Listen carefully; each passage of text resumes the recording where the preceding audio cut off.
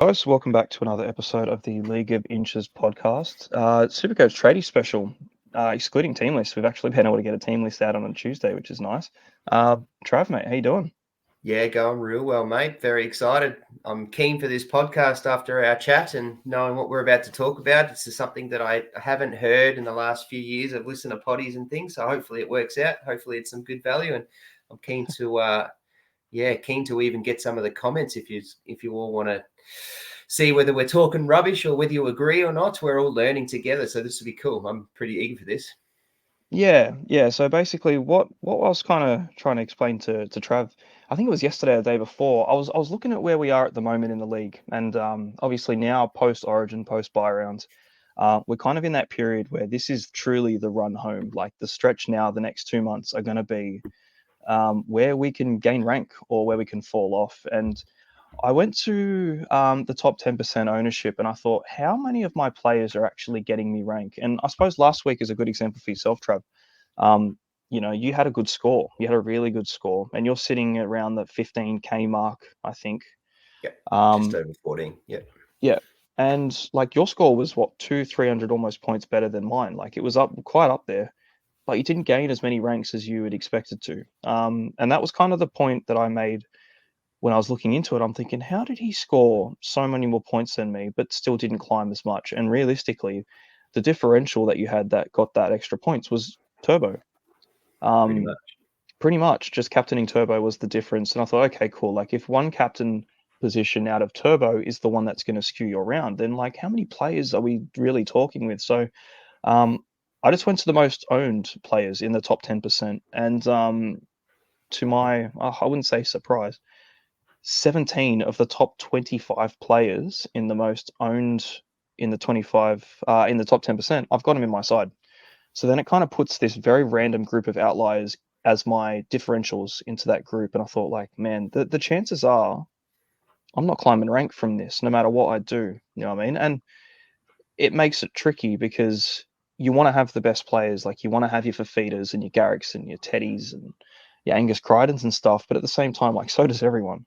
Um, so from that position, it's like, well, everyone's got them and we're all getting those same scores and you can't climb. But then you have the other counter argument is to point where, like, is it worth going against them and not getting the best players in the game just so you can have a differential? Um, which I think is a really good discussion point. Like, what are your thoughts on that? Yeah, well, it's definitely something we're about to talk about. My thoughts are on the same sort of track, and as you said, I said in the potty yesterday, and as I said in our little group chat, I got 1,304 last week in a mini buy round. So 3 teams on the buy, dudes, some players injured, like Edwards and things off the Origin game, rested. Got 1,304 and thought, you beauty, like here's an opportunity here to really rise, close to 5,000-6,000, and I only went up 2,300. So, like, yeah, I've been sort of asking the same questions and wondering, here I am trying to get these players, but maybe it's for me, I should have thought about and had a look at this and the stats. That Supercoach Plus, there's a plug for Supercoach Plus. Sponsorship money coming, please. Let's go. But yeah, for those that are Supercoach Plus, it's a feature that I didn't really realize until the last few weeks, and maybe it's not about getting these pods, it's getting these players and growing, because your Fafitas are huge.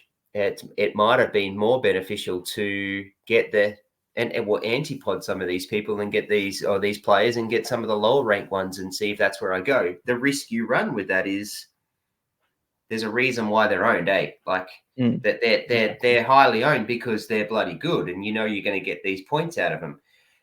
Yep. And I suppose the way to pod an antipod here is the time when you get them, right? And that's also something to consider is 2 weeks of owning that player is 2 weeks more than what the other guys have had, or the other players have had, that you're getting those points. And so for you, that's big time. That's that's points in your money. That's points in your bank, and points are king. Yeah. So, Yeah. and this is what I tried to say in the last few pods is that points are king. So if you're bringing these guys in, or you're sacrificing not making a trade for this week because you're worried about, like Ola Kawatu is a good example. I want to keep Ola Kawatu. But do I trade Ola Kawatu to, I think it was his highest trade was Crichton, everyone getting him back after Origin. People sitting there going, yeah, but I'm low on trades. Ola Kawatu suspended for 2 weeks, but he has the bye, so there's 3 weeks. So in my opinion, points are king. So in those 3 weeks that Crichton's playing over Ola Kawatu, if we say he gets his average or a comfortable average of 80, that's 160 more points than what Ola Kawatu's got. So it's that's the sort of numbers and ways I've been thinking. And as you said, like, at what point do you have to consider that everyone else is getting them? So do I need to get them too? Is that the pod anti-pod kind of question too? Is do you go with the group and follow with what everyone else is doing?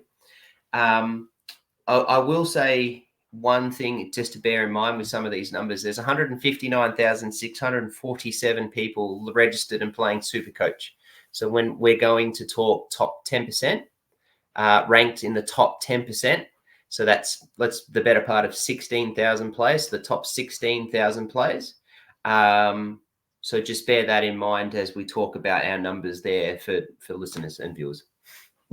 Yeah. So, to put into perspective, the most owned player in the top 10%, which, you can consider as like essentially the active competitive top group that are still within reaching distance at the moment. Maybe not of the top 500 or, even winning it from that perspective, but from the ones that can get quite close and the ones that are in the push for it. So David Fafita is 92.7% owned. So, pretty much everyone's got him. And at that point in time, I think you look at the player and the quality, which is obviously where you have to go to when you're deciding whether to antipod. What's the alternative and how close or thereabouts are they going to get to this guy that you're avoiding just for the number? Realistically, So I think there's only one player that can pretty much do what Fafita can do. And this year it's Crichton. And yeah, so just to help yeah, on those numbers, just for those that don't have Supercoach Plus, what do you reckon? Is it 20 times that I've got to plug Supercoach Plus for us to get a free membership or something? You at reckon? least 20. At Yeah, least 20, right? So at I'm at least 3. minimum. Supercoach Plus, there's 4. Has the tops that not so for that number, 92.7% is, as you said, for David Fafita is exactly 14,751. So 14,751 players own David Fafita out of the top 16,000. Yeah. So it's the vast majority, obviously the most owned. And then you've got Ruben Garrick, James Tedesco, Nathan Cleary, number 4. Within 2 weeks, he is now owned by 75% of the top 10% super coaches. So there's the example, I think, as far as it goes for the discussion that you want to have about when do you kind of have to get on and just join the pack. And I think when you look at a player of Nathan Cleary's quality, you don't want to not have him just for the sake of not having him, to go against the grain. And I think you're going to get punished more often than not missing on a player of Nathan Cleary's quality. I'm trading him in this week, and I'm like, sweet, I'm getting Nathan Cleary. This is going to be mad. I'm going to get his points. I can pretty much captain him most every week. Great. But then again, like everyone around me and above me or thereabouts is going to be thinking the exact same thing. And it's like, okay, cool. Now we're all doing the same thing. No one's going to go anywhere from here. So, So, well, let's give you the quick numbers really quickly. It's easy to change through. So, of the top 1%, 82% own Cleary at the moment. Now, let's be honest, it's still Wednesday night. So there's Thursday. At this point in time, we're doing this on Wednesday night at 9:15. That'll grow for sure. That'll 100%. grow. Yeah. So at the moment, 82.2% in the top 1%. So that's 1,308 players in the top 1%. So if we base our numbers, that's the top 1% is 4,000. Oh, no, is what's 1.6. that? Yeah, 1.6. 1,600. Thereabouts. Yeah. Yep. So there you go. So 1,300 of the 1.6 in the top 1%. Top 5% for Nathan Cleary is now 77.9%, which is 6,202 people. So pretty much in droves, everyone's getting Cleary in, and for good reason too. Like he's the best. He's a gun. We don't have Nico Hines as the best half option, who was appearing to be the best half option. Jerome Hughes, Munster's on the cusp, and he got himself a cork leg. So like, who really knows where the dynamic sits for the halves at the moment? Like, who is the best half to end the year with? I think it's Cleary, and I think it's a bit of daylight almost at that point if he's fully fit. And I don't want to miss out on that.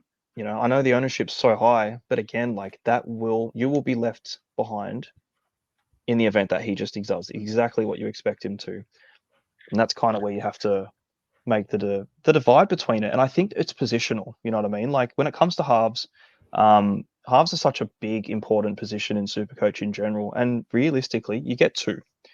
And it's the hardest thing to choose from because most of the time you go Cleary, Hines, and you're done.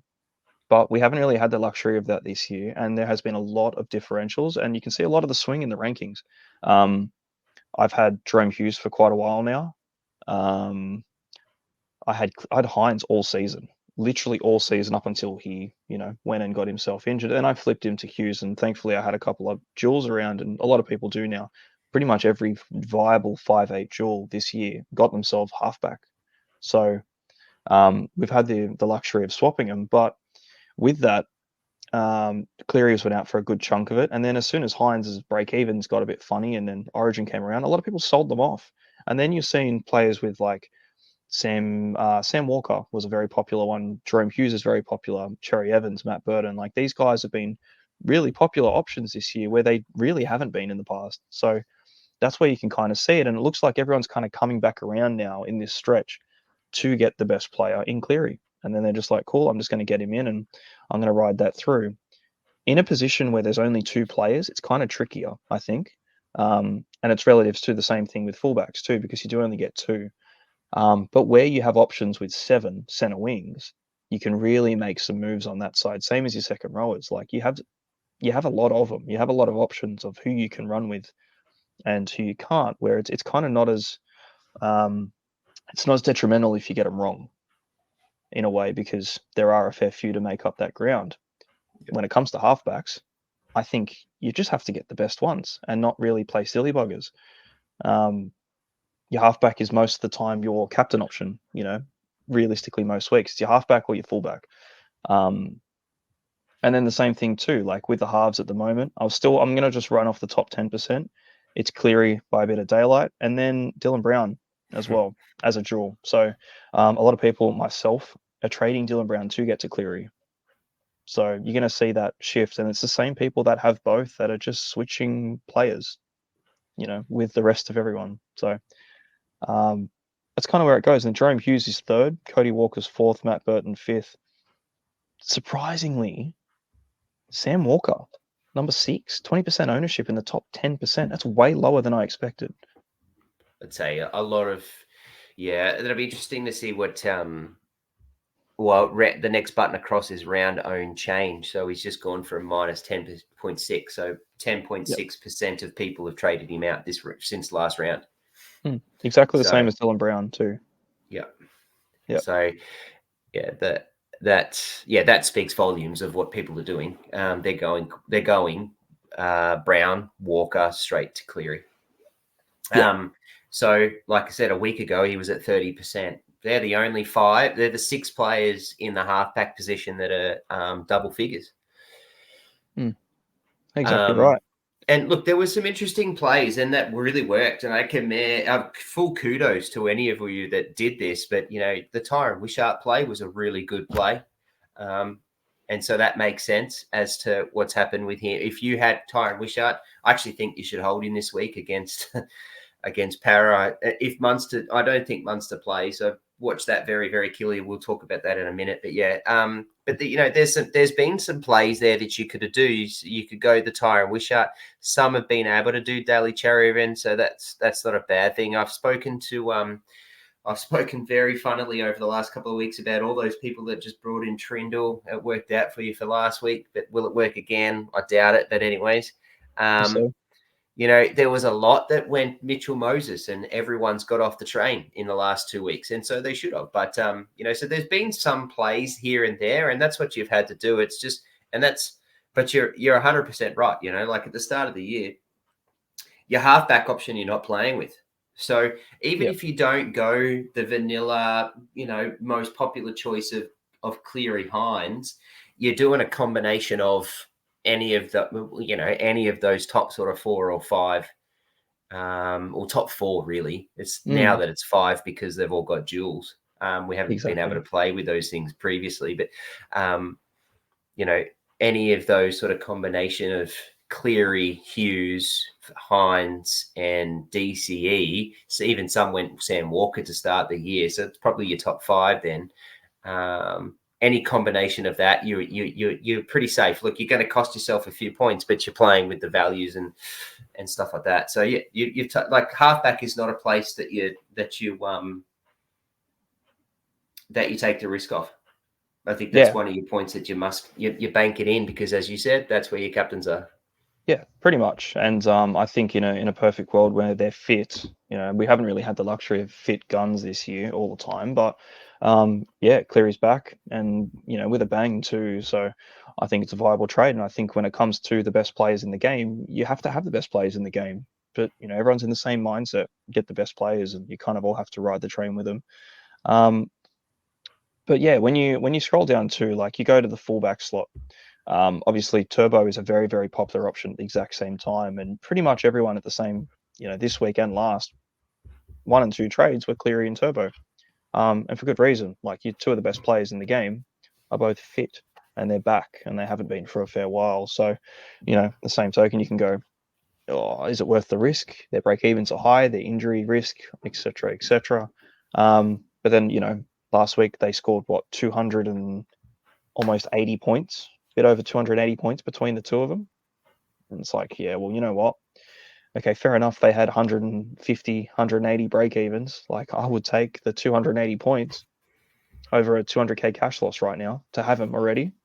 Well, Guaranteed. but see, the break evens at this point in time for those people, or for those players, doesn't count. Like, really, the only thing that is counting for you is whether you get them in this week or next week. Like, if they've got a break even of 150, but they get 80, they're dropping 30K. So you're saving 30K. And at this point, 30K is, that's a decent amount of money. But as I said, points are king. You're Yeah, not trading that dude out unless that dude is getting injured, or unless that dude completely bombs out, sucks, and things happen. Well, yeah, then you make that trade, but you're buying that one with the view that you've got them for the rest of the year. So points are king. So it doesn't matter how much money they make yeah. Unless the only or thing lose. that you need is them, like last week, I wasn't able to afford Cleary in one move, but now I can with his price drop. So that's the only And difference that you get to. that's Like, the if I difference. it's genuinely is if you can afford them and you're happy to take the hit. Like I've done it so many times this year where I'm like, I want this guy. His break even sucks. And this is early days too, when you can kind of get around it. I'm like, no, I just want them. I'm happy to take a hit to get them for this matchup. And then Oh, like 100%. the money will come back. Like if they're going to perform as good as you hope they'll bounce back and they'll make that Yeah. coin that they've just lost maybe in 3 weeks' time instead of immediately. So, unfortunately for the two of them, I didn't have too much intention of actually getting Turbo in at all. He wasn't in my plans long term, but Cleary definitely was, and I just couldn't afford him at the time with what I was doing. So, yeah, I miss out on 100 points. Cleary will score 100 points most weeks. It's the Turbo 170 plus that hurts the most, to be honest, because no one's ever getting that back. And I think if you're rushing him in, like you've already lost it, you've already missed that. Yeah, you're chasing points, but you But in a he's way, the you're type kind of of one not. that you're not. Yeah, Yeah, there you go. I think exactly. we're both about to say, like, you're not as well. He's 815K with a minus 30 break even. So, like you're Yeah, either getting him in now and saying, I'm riding him to the rest of the year unless he gets injured, because you're not getting him back. You're not getting him. At the end of the day, you won't be getting no, him. Because not really. he'll be almost a million in the next couple of weeks. Yeah, well, he's 815 with a minus 30. With a So buy in the next week after this. So yeah, yeah. So against the Chooks, his projected is 81, and like I see him hitting 81. To be honest, like I think Joel 81. doesn't. Joel doesn't. No, Joel thinks he's going to go sub 50. I think 81 might be where he hits, but then again, like he comes out, scores 150 again. Honestly, it wouldn't even surprise Yeah. me. And Yeah. I think that'll be like truly for the owners that, or for the people that don't have turbo, that's the nail in the coffin. If he goes 150 again, it's over. You know, what I mean, it is done. He'll continue to do that for the rest of the year, and he'll be priced out, and you just won't have him. And you're kind of relying on Ponga to bounce back if you're going to combat it. But he'll be over 900k going into the buy round. Yep. Yep. So you have to commit. You go, do I buy him for 815 or do I get him after the buy round in 2 weeks for 900? And it's like at this stage, I'm not buying anyone for 900. I don't have that kind of coin. So No. um, No. yeah, it's a big decision to make this week. And realistically, it's kind of like far out. If you were going to do it this week, you should have done it last week. I Yeah, but reckon. you can still do it this week. You still can. The break But even's still there for it. your But again, absolute point irrelevant. is absolutely valid. 100%. You are correct. If you should have done it last week. You should have, but you couldn't have. There was other fires for you. There was other fires. Other people had other things. You know, those that were Dill Edwards owners, but then other things that other players that were around. Ola Kawatu's another one. Like, you know, there was lots and lots of things that happened last week that I can see why you didn't go to a turbo. It worked out for me, but see, I was lucky because I was sitting there thinking, do I go turbo or do I go Ponga? And I really wanted Ponga. I really wanted him. I thought Ponga's my one that I've got to have for the rest of this season. And the reason why I didn't go Ponga and I went turbo was solely and only because I wanted 30,000. That's it. I just wanted the extra money. That's it. But it worked out for me, didn't it? Like, you know, so these are the risks and things that we're taking as we go. But these are the questions you have to ask yourself as you are playing here with these pod options and these numbers and going, am I going for overall ranks or am I playing for heads? Really with this, we're talking at the moment of mostly overall. Yeah, essentially a lot of this chat is going to be based around for players who are overall. Yeah, and I think you can carry it over into your head-to-heads as well, but obviously just be mindful of the matchup that you want to have them in for that too. Like if you're buying Turbo in for the long haul, like okay, cool, he's got to buy next week. That's not going to affect any head-to-heads, and then his run home's pretty good. To a point where like sweet, like if you're doing your head-to-heads and you're focusing on it, man, Turbo's still a good option. Like you still run with him, and that's where you go, okay, cool. I have to get him from the -30 next week. If I'm already in my 8 or how my finals plans are set up for, I can afford to take a hit here if I really need to. You've still got another fullback. You probably still have Tedesco. Most of the people will have Teddy as their other half fullback, or if Turbo's your main guy, then either way, you work around it. But I still think, yeah, for your head-to-heads, he's a great option long term, better than most. But last week I didn't have the luxury of trading a fullback, and I didn't want to. I have Tedesco and Pappenhausen. Obviously, hindsight for their 70, not even 70 points they scored, I would have loved to have Turbo in there. But at the time, I'm thinking, like, I've got Pap now for these next 3 games, and I am so keen to see how he goes for it. This is why I wanted him. I knew he was going to have a bad run against the Roosters, or average enough. It was shit, but I don't think the next 3 are going to be bad. And I think in the next 3 weeks, I think Pappenhausen scores more than Turbo does. Yeah. In the next 3. I think considering there's a buy for him. Yeah, that's right. I think that's a good segue into let's label. I think maybe we just quickly name off the top 25 players, which then leads into the talk of the Pappy because of the ownership of him. So number 1 is David Feeder at 92%. Remember, this is the top 10% we're focused on. Garrick, 91%. Teddy, 379. Cleary, 4th, 75. Katoa, 5th, 74. Dom Young, 6th, 73. Kale Iro, 7th, 73. AFB, 72% at 8th. Greg Marzu at 9th with 63%. Dylan Brown at 10th with 63%. 11th, Terrell May, 57. Ola Kawatu, 12th, 57%. Turbo, 13th, 55%. Hughes, 14th, 53%. Nikora, 15th, 52%. Angus Crichton, 16th, 50%. Jermaine Asako, 17th, 45%. I think this is interesting. Lockie Galvin at 18th, 43.9%. Mulatalo, 19th, 41%. Sam Hughes, 20th, 41%. Appy, 21st, 40%. Josh Curran, 22, 40%. Jacob Carraz, 23, 39%. JC, Jaden Campbell, 24, 36%. Val Holmes, 25th, 35%. I'll go a little bit further because the 30% cutoff is going to be important for our chat that we'll talk about soon. But Val Holmes at 25 is 35. Harry Grant, 26, 34. Samuel Afinu, 27th, 30%. KPP, Kai Pierce-Paul, 28, 30%. Cody Walker, 29th at 30%. Viliama Fafita hasn't played a game, is still owned by 29.4% in 30th. Right here.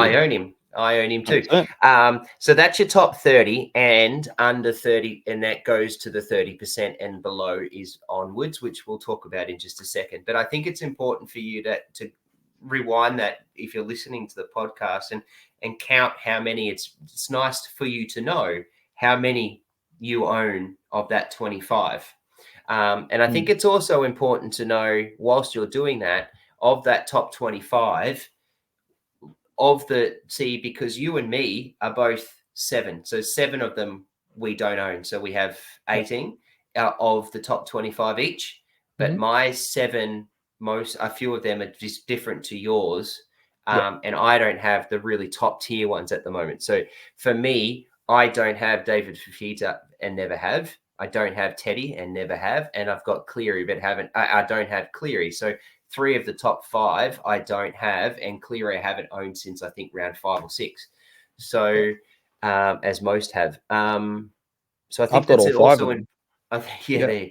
And I think that's important also to know, because where the 7 or however many that you don't have of that 25 fit within it. Because if you don't have some of the really top tier ones, the question you need to ask is, do I need to follow that? Is that the reason why I'm not getting those ranks, or what? Or the other way around is, do I not need to follow that because that's how I'm going to make my ranks? So they're the questions you need to ask.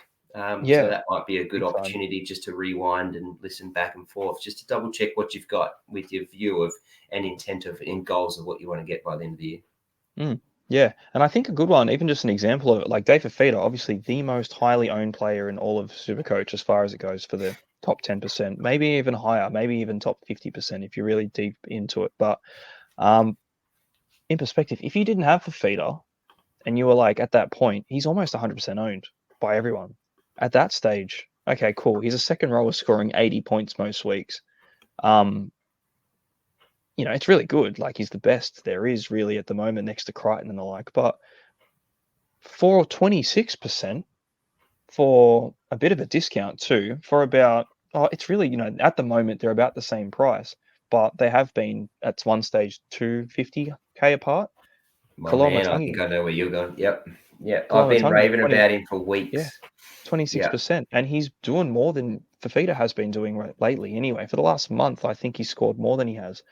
You know what I mean? So for 26%, for who was at one point 550k, to David Fifita, who was 900k, for a very similar output. Obviously, you need to time them, and it's tricky now too because, well, realistically, if I was going to buy one of the two, I'd be buying Kolomotangi just for the chance he does something different. What's the point of getting the player that 100% of the people above you have already, just to join them? That's sort of a theme, and the question that I've been asking, and as you've alluded to, is there's literally 2 options. It's, do I go with the pack and continue to just go with the pack and hope that have no hope, or do I hope, or I don't have him and hope that whoever it is that I do have and the person I take a gamble on gets more of what than the other guy, right? Yeah. Matangi is a great example of, do I want to fight that battle? Which way do I want to go? And Yeah. I think you'll win. I've been I- raving about Matangi for weeks, and I Yeah. don't have him, but geez, he's been top 2, top 3 of my trade targets for weeks. He's in absolute beast mode. So Yeah. round 12, where he got his the only triple figure score for the year, was against Power at 133, 52, 78, 97, 80, 74, 80. Big time.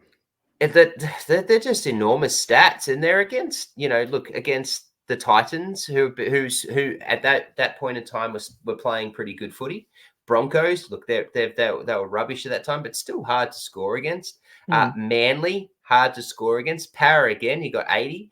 The Dolphins, hard to score against, and then obviously the Tigers. So Yeah. it's a good run, but it's also had some tough games that he's still been able to score at good points. And at the end of the day, he's in that ball playing position. Like Cam Murray's Yeah. been injured. I think Jai Arrow's gone. He's just like a beast, and I would definitely be playing him as one of my top pod options. Yeah. I think the only thing you have to consider too when you're deciding to anti-pod the big boys is captaincy. Like, I would be quite confident to get an 80 pointer out of David Fifita as a minimum as a captain option.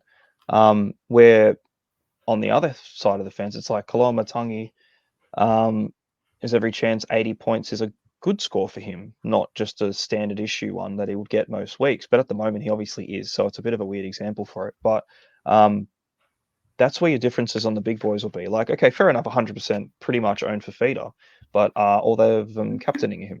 And if they're not captaining him, are they captaining Tedesco instead for 35 points like last week? Or, you know what I mean? Like, it's very hard. It's something to look at in hindsight and think, oh, he was a better option that week. But um, I think, yeah, when you're paying up the big dollars, you're basically buying essentially assured captaincy selections each week. And that's kind of what you're going for. And that's where like these pod captains are just, they're the ones, you know what I mean? They're the ones that can really shoot you up. But like at the same time, like who's going to do what Turbo can do like he did last week? There's very few. Um, Not to a point where you can almost bank on them. Like you can pretty much, on a good season for Turbo, you can bank on 120 points a week and you just go, sweet. And it's almost to the point where like, I'm just going to captain him every single week. And more often than not, you're going to get those captains right. And this year's been a very tricky year to get a captain right because, well, I've been a victim of it too, but I change my captains every single week. You know, besides a couple of times where I've left it on Tedesco or I've left it on Nico and been disappointed. And I thought, nah, you know what? I'm gonna choose the best matchup. If you just pick the right captain or the same captain every single week, best player that you can have in your team, most expensive, highest average, at some point you're going to come out on top, I think. And I think the players like your Nathan Cleary's, your Turbos, your Tedesco's this year, last year maybe not so much. Your Fafitas and like they're the ones that are going to do it.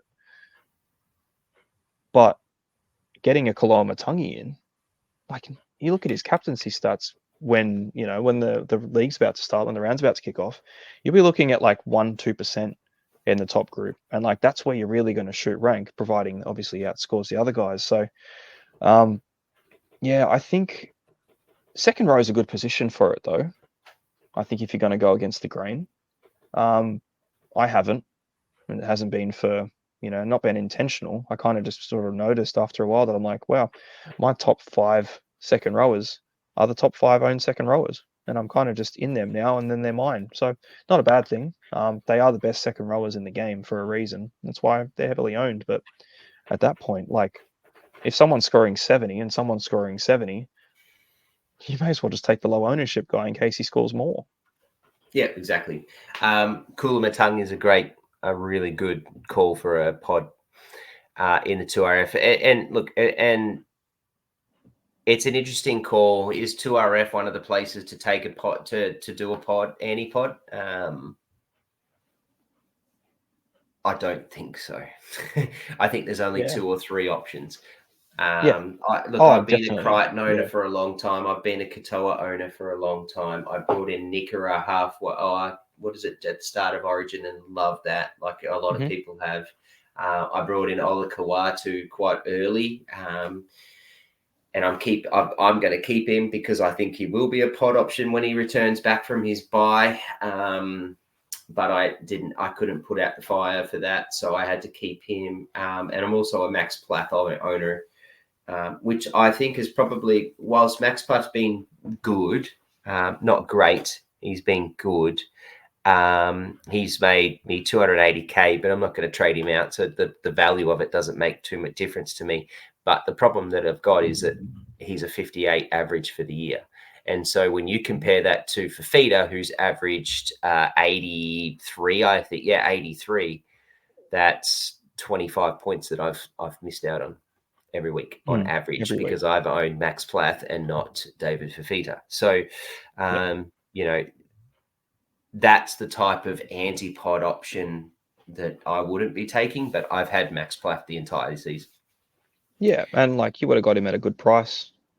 Well, I got him as a rookie with the view that I'd trade him out, and in the end, he was getting me 58 and thought, well, I might as well just keep him. Well, it's the same as Galvin for most people too. That's right. Yep. Some other... I don't think there's too many 2RF options that I would be looking at. Kulamattangi is a great one.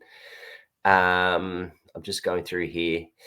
Nickeroos is 52% owned. Crichton's 50% owned. Josh Curran, I think, is interesting that he is still at 40% owned. It's number 6. Fainu is still 30%. KPP is 30%. Kulamattangi. I mean, Ruben Cotter. I think Ruben Cotter's a good pod for the rest of this year. It's a lot of the dual. It's the dual factor as well. Like all those 3 that have those front rowers, they're viable front row options. Like I still wouldn't want to play him in my second row if I could avoid it. Like I've had Fainu, I've had Cotter. My next major, I've got 2. My next 2 major pods that I've got written down that I think you would consider is Connor Watson. At 16.1% is, I think, a brilliant option to own. And I look, whilst he's 2RF hooker, I don't see a problem with having him in the 2RF spot. And then when Olakau'atu's back and the buy for the Roosters and that pops through, he's a good one to then shift to your hooker. But I think he's a great pod play. And I think my next one that I love is Mitchell Barnett. Pod play at 10.9%. He's dual to FRF. He is 840k. So if you have the cash, if you've got that cash, I have absolutely no problem with him and think he'd be a wonderful pod play for the rest of this year. I've got a different one for you. I want you to have a think about this one. Isa Yo. I actually thought you'd go there. 614.9. Pretty much a traditional 70 to 75 every single week. Not too much more, but he's dipped because of the Origin games and a couple of low scores. But before that, scores of, he's at a 94, he's had a lot of 70s, a lot of 80s. Very, very reliable, very consistent. 615k, 94 break even. It's fine. You can do that. He's 8.9% owned. Like, that's very low ownership for 614k for essentially a 75-point average, at least for this point on.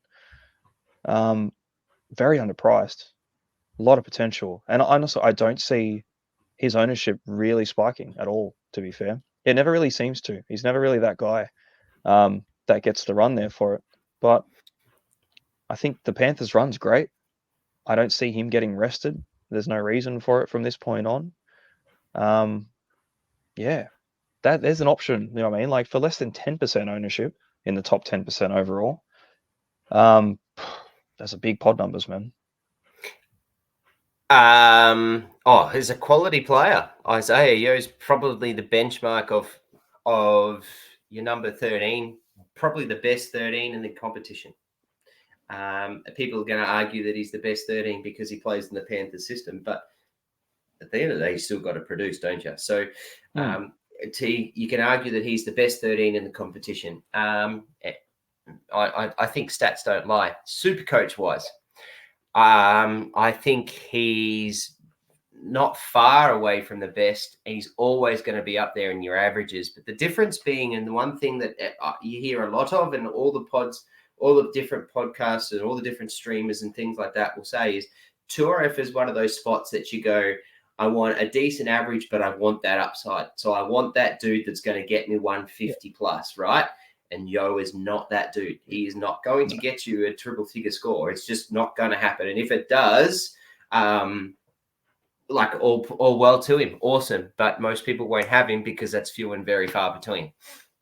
And that's the thing. So if you want to bank for a very good price at 614K, I don't hate it. I don't not like it either. I like it, but I would be taking I would much rather the upside of your other players. But for the sake of a pod,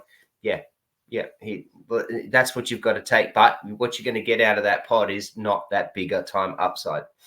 No, that's the thing. Is you're basically sacrificing potentially 30 to 40 points of upside for a very, very reliable, consistent 70 points every week. With potential to go more too. Like that's 70 points of just the thing is with Yo is that he plays nearly 80 minutes every game, if not 80. And his points per minute are pretty much that. So as just base and a bit of effort and a couple offloads and just doing what he does, he'll score his 70. If he just puts anything through, if he does his little one in a season chip kicks that make it to the corner or, gets himself an assist, all of a sudden that's 90, 100 points. Hasn't been many of them this year, but like it's, he's got the groundwork done. He's done all the hard work. It's just the little cherry on top that would be really nice for it. So I think the more exciting area to look at this kind of thing is the center wing. There's so many options in center wing that you can choose from. I've seen teams with not a single common player in their center wing, and all 7 were still viable. Plenty of them, and plenty of really low ownership ones too. And I think at this end of the season, with the amount of thin trades, there's a lot of luxury trading that people are avoiding doing too. Like, a lot of people set their center wing up quite early when they kind of worked out the dynamic of Supercoach this year. In 2024, it was the year of the center wingers, I think. It started off preseason as the year of the mid-rangers, and it quickly shifted to get everybody in your center wing scoring massive points, and you will go well. So you saw Molotalo, Val Holmes, Joey Manu, Ruben Garrick, all these pretty common, very popular players that we kind of, overlooked in a way preseason because of their price points. They weren't super high ownership. They're all 700 plus thereabouts. Everyone quickly rushed back to get them because they realized, they're priced that way for a reason. Their upside is higher than any other position. For 700K, you can get a center wing who will score 150, or you can get a second rower that will score you 75. You know what I mean? For the same dollar value. And it was very quick to realize straight early, just get the good center wingers in. But then from that point, it's like, okay, cool. Now you've got them all. You don't really want to get rid of any of them, especially not for any of the ones that are coming up. And we saw a lot of these like cash cow options come through, and it was nice to rotate the doors over. Kai Lero became an option, and he never stopped being one. He's just a set and forget. Blaze Talangi, David Armstrong. Jesus, there's been so many this year too. There's like center wing cash cows that you've had to fade a couple of them because you just can't have them all. But at that point, sweet, it's like cool. All right, we've got the guns, and you get them early. Then other players start to appear, and you're thinking, I don't really feel good about trading these guys away. Looking at the top pack of ownership-wise, Ruben Garrick is by far and away number one, 91%. And then, funnily enough, there's a bit of daylight down to Dom Young, second at 73.6%. Kyle Lero, 73%, number 4. Greg Marzu, 63.8%. So you can look at these ones in the last couple of weeks. Like Greg Marzu has shot up out of nowhere into a very, very high ownership, mainly because of the low break even, the return to form, Palin Ponga being back. Like there's a few factors for it. And the run for the Knights too is really good from here on. So like it's a very viable play to have for a good price. And then you go down a little bit more. Jermaine Azarko, surprisingly, is number 5th.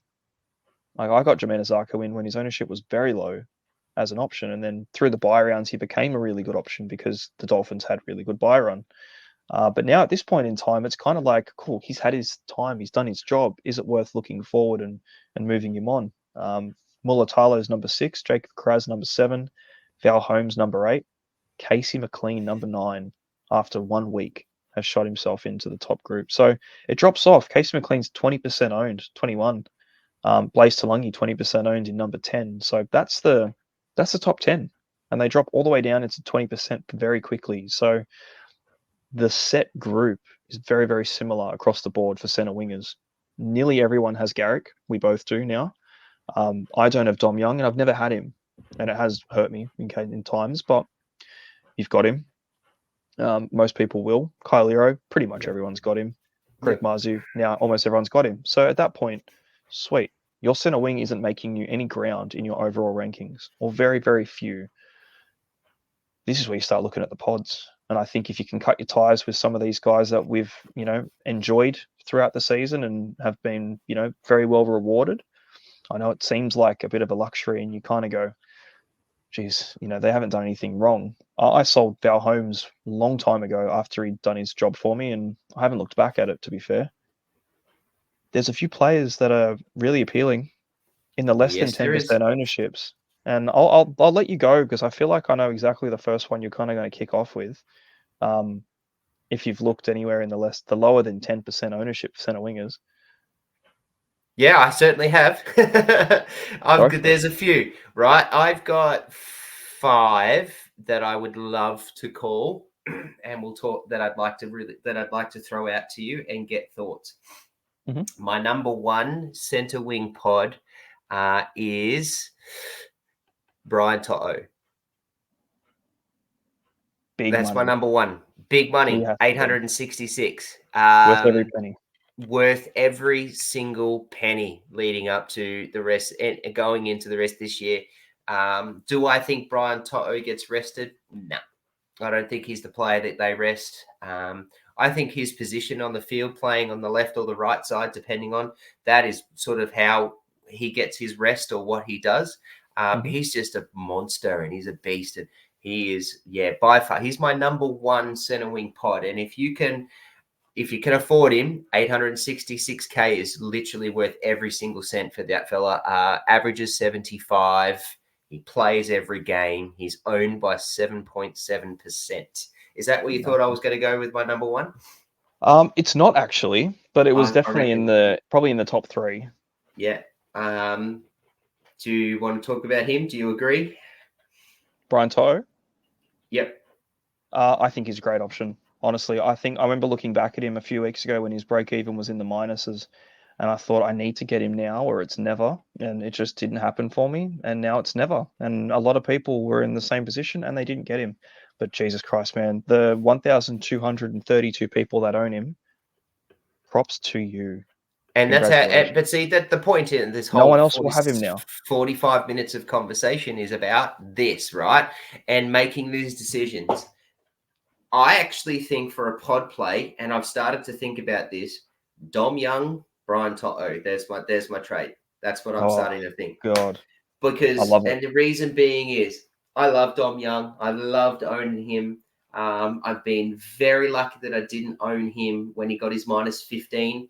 I owned him after that. Very, very, very excited to have him. But it's literally watching him against the Storm last week. It's rocks and it's diamonds. And it's you're going to get this big ass score or you're going to get something rubbish, right? And it showed me last week against the Storm that against a decent defense, against teams that want to make him move and not run straight lines, which is what the Storm did to him. And I think he got sussed out. I think he's going to get found out. I also think the key and the reason why I'm thinking Dom Young to Brian To'o is obviously the price, but also they've got to buy. And we already own Teddy. We already own Crichton. We already starting to own Watson. Some still own Walker and then Young. So that's 5. At that point in time when they have their buy, does Joey Manu come back? So, people are going to flock to Joey Manu because he's going to be a pod. So that's 6 Roosters so there's the thought pattern that I've got with that. That's my number 1. Yeah. I would love to see you do that move this week. Genuinely, I think it's incredible. It's 100K difference. You're not getting it, straight swapping. It's a pretty penny there. But like at that point in time, for the ownership, for the outs or the upside, for what they can do, is it worth saving the coin you've got instead of getting Cleary, which I don't think you have got on the cards, doing that? Going real left field because, man, like if you're going from a player who's 74% owned down to someone who's 7, no one's buying Toto right now. It's not happening. Not at that price. There's very Not at few. that price, and that's the thing. 373 people this week. Yeah, Like 300 people. What's that? yeah. Yeah. My Once you number get to two. yeah, go My for it. number 2, Hammer. Yeah, that's who I thought you were going to say first. Yeah. So I think. Well, actually, I don't think I'm very confident that Hammer's going to be in my team this weekend. Price point at 639 is unreal for a dual fullback center wing. What he showed last week at 123, we're getting 123. He's owned at 8.9%. He averages 75. It's the same kind of thing, right? But I don't think it's as big as Dom Young. Rocks and Diamonds is not as extreme as what Dom Young gives. 79 in round 1, 94, 112, 58, 4. That was his injury game. 94, 41, 73, 123. So for a center wing, I actually don't mind those numbers. Yeah. And I'll take them. Good. And I'll take those 2 double scores. I'll take the 2 94s. They're rad. And then I'll take the 2 70s that he's got, a 79 and a 73. And that's a really good center wing score as a pod. So he's my number 2. And I am very, very confident that he will be sitting in Travis boys by the end of this weekend, by the start of this weekend. Okay, I'm intrigued to see how your trades actually pan out. Do you have a third? Because I like Hammer. I think Hammer's a good option. I do have 3. I've got 2 more. Carry on. All right.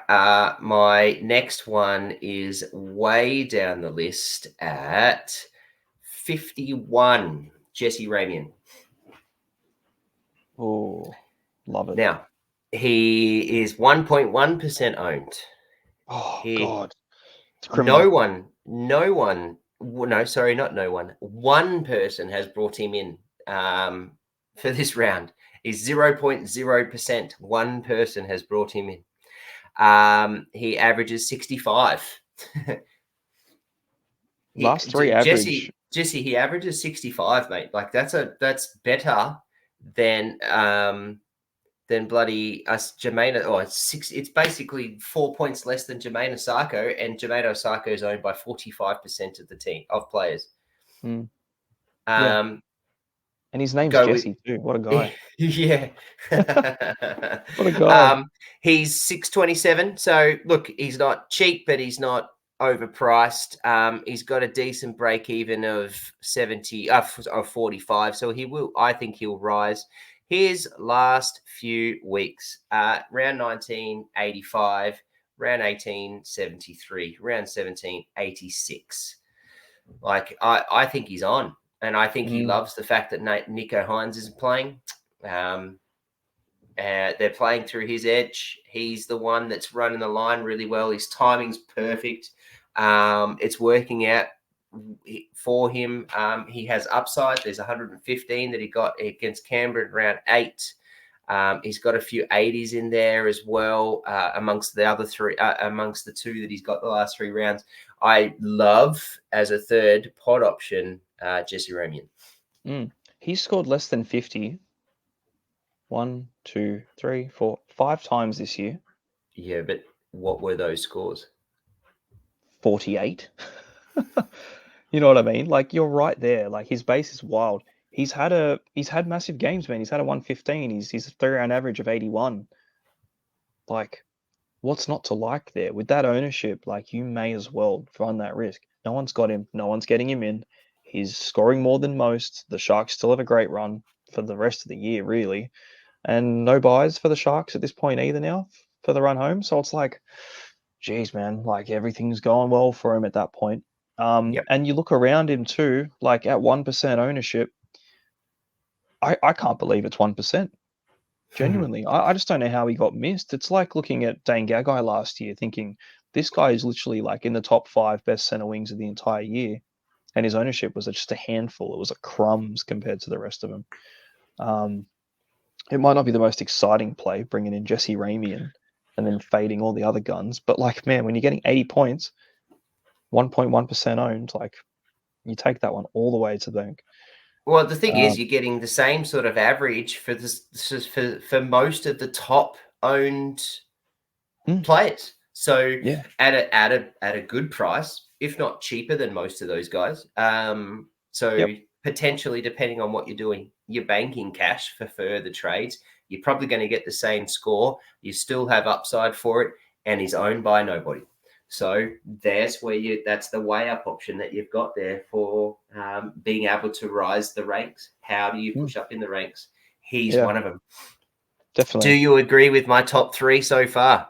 I I've love it. gone Toto, I've gone Hammer, and I've gone Ramian. My fourth one, much to the despise I think that you two will have of me, and don't judge me too much based off what I said yesterday, but I do think a really good pod play based off the way I'm not going to do it, but I don't see why others shouldn't or can't, is RTS.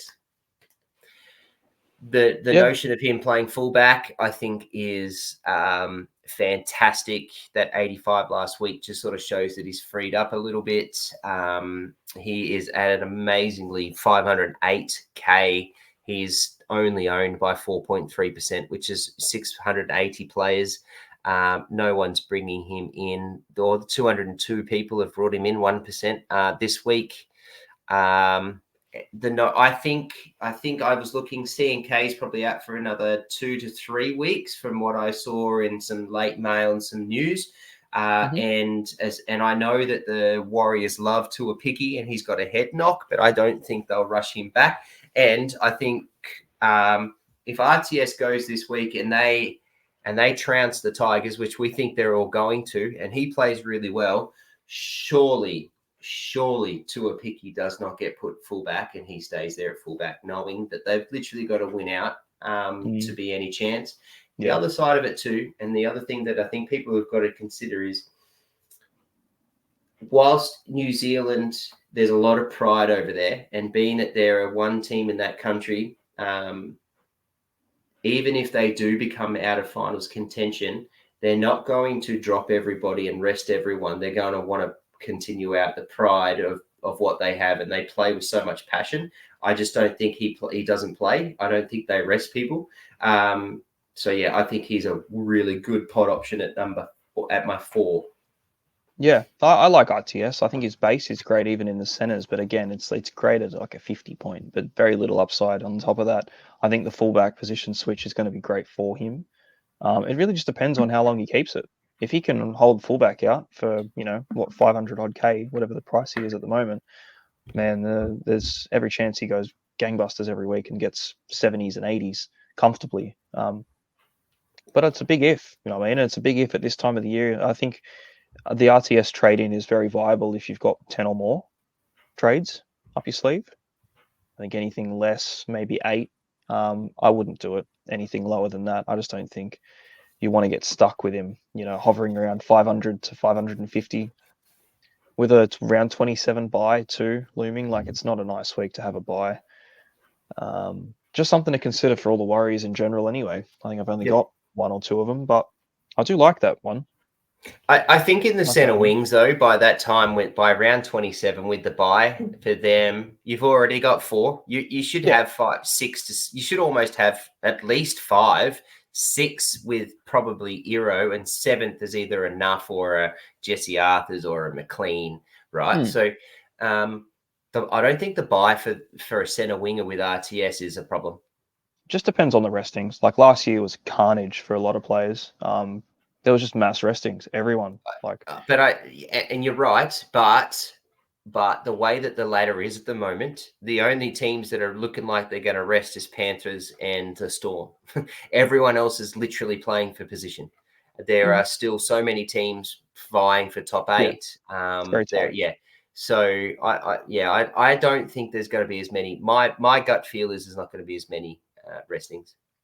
Yeah, well, fingers crossed anyway. And you've Number got one 5, more. I've Yeah. got one more. I love this pick.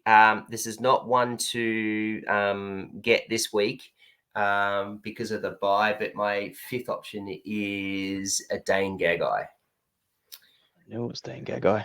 I love that. I love Dan Gagai every year for it. Just doesn't get a look in ever. He doesn't because he's not pretty, right? He plays for Newcastle, and no one really watches Newcastle anymore. And like So for that, they watch. Yeah, I do like Jez, but they don't. They watch Newcastle for Ponga, and Gagai just keeps going about his business, doing what he does.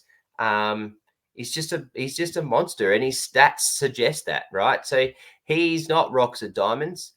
He has a good low ground where it's he's at least going to get you more at the high end of 50s 60s. He's got a couple of he's got one 240 340s, so 46 42 48 this year. Every other score is well above that, 50s 60s and onwards, and he's got 200s in the last 5 games. 100 against the Storm, 56 against Panthers, 459 against Para, 120 against Canberra, 50 against the Broncos, 100 against the Storm in round 14, and a 56 against Penrith tells me that he is matchup proof. So he's still going to score. It doesn't matter who he plays and how they play for the rest of this year. He has Penrith when he returns from the bye next week. He's just got 56 against them a 5 weeks ago. He's then got West, Sharks, South, Titans, Dolphins. Thank you very much. I think Dane Gagai is a very good pod option at 675 with a break even of, sorry, everybody, 48. Yeah. Probably That's my shift a top couple 5. points. There's Man, I am a big fan of the Gagai play. I really am. I think the thing that hurts him is always expensive. Because he never It's dips. because He he never never tanks. gets a rubbish score, so he never No. has that.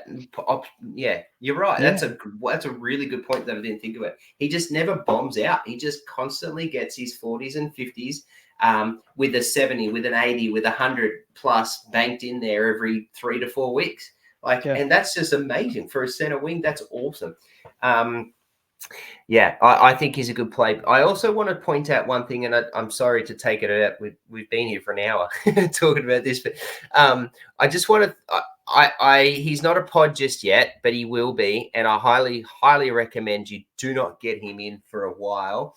But I think if you wait 3 weeks, Zach Lomax is going to be very, very tasty for your teams for the last 4 rounds. He's got Penrith this week, then he's got Melbourne, then he's got Bulldogs. I highly suggest you do not get him.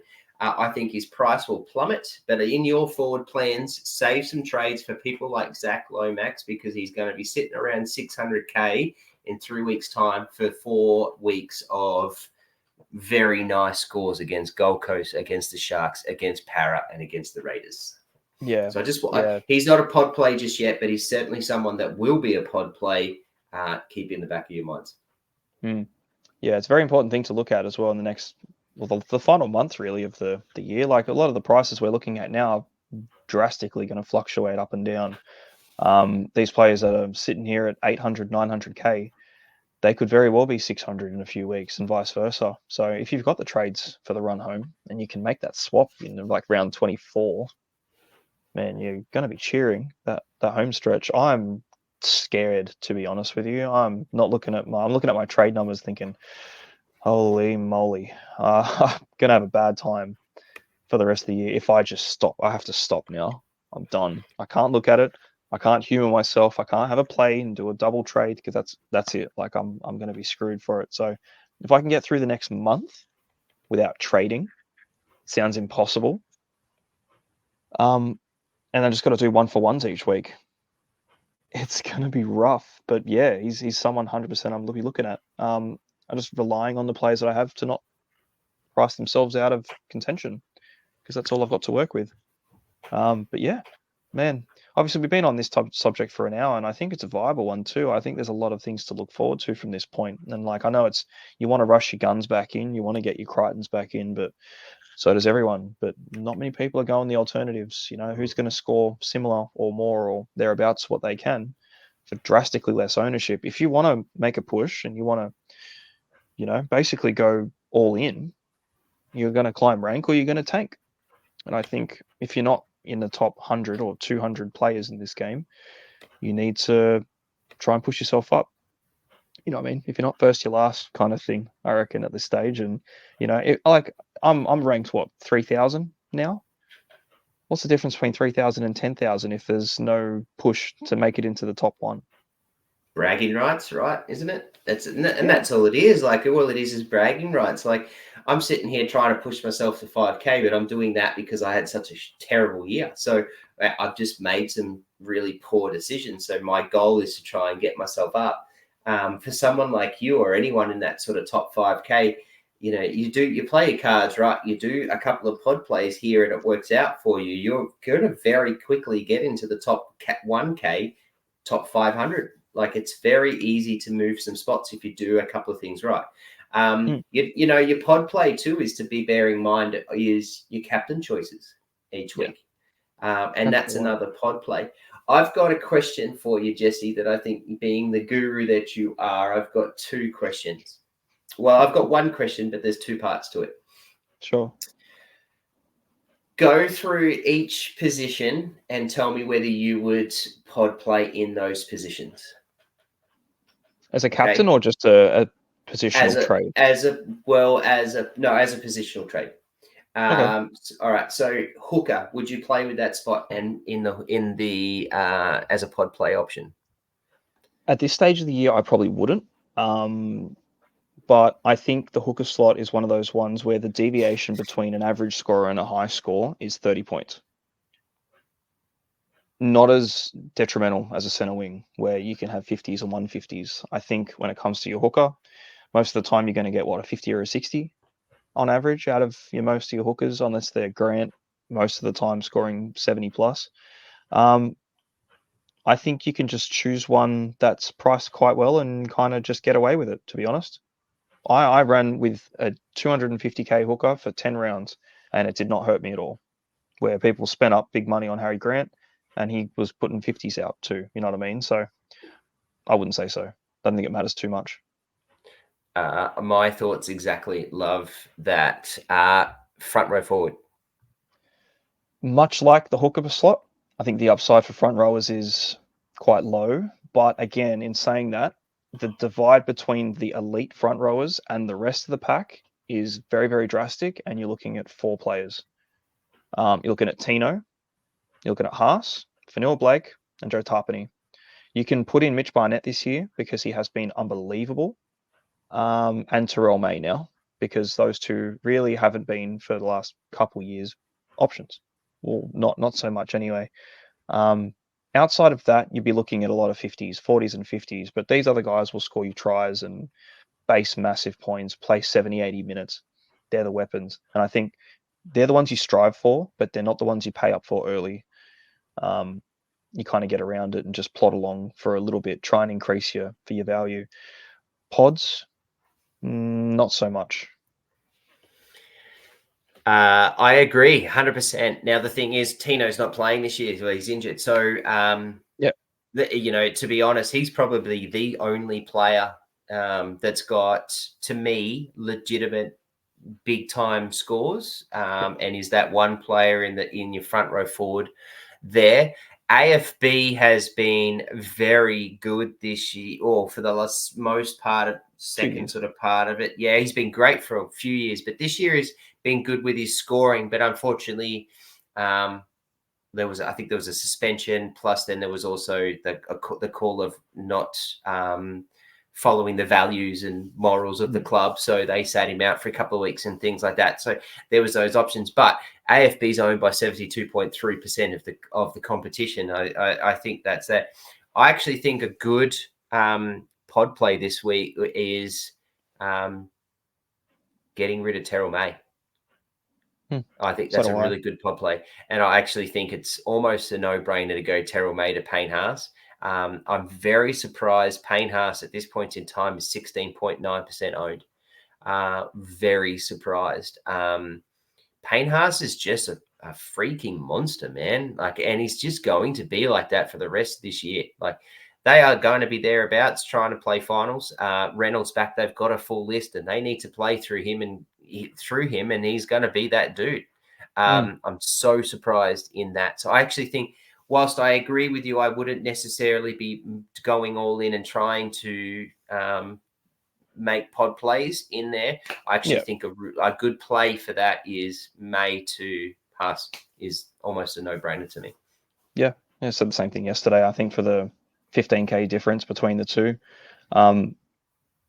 Haas's draws opened up now. Origin's gone. The Broncos have to win. They have to push through. He's not going to rest. He's going to play every minute, or they're close to. Terrell May's gone back to the bench. Yep. He's going to have his low-scoring games. He's going to have his 35-minute games and his 40-pointers and stuff from now too. Of course, And in 2 weeks, in 2 weeks' time, does JWH impact that again? So yeah, for sure he does, of course. And look, Lenyu's starting now too. So don't know what the pecking order is as far as starting props go, but Lenu started. Connor Watson's not gone anywhere to the bench. They still got Sandon Smith there too. You know what I mean? Like, there's a rotation that's changing for the hookers and the locks. With Rhea Hargraves in there, does Terrell May go back to a 30-minute bench role? I think yes. I think he does. Yep. Yeah. I think for the rest, I think for the makeup of that team, the way it's coached, the way they play, and what JWH offers in terms of just that brute force grunt prick of a dude is what you need for finals. So I think it's his spot. So definitely. Move on. 2RF we've spoken about. Plenty of options in pod play there. I think that's an easy answer. We've done that. 5-8 is the next spot. The thing, it's a weird one with 5-8s because they're not very good. And who's there? Yeah, like who are you going to pod out?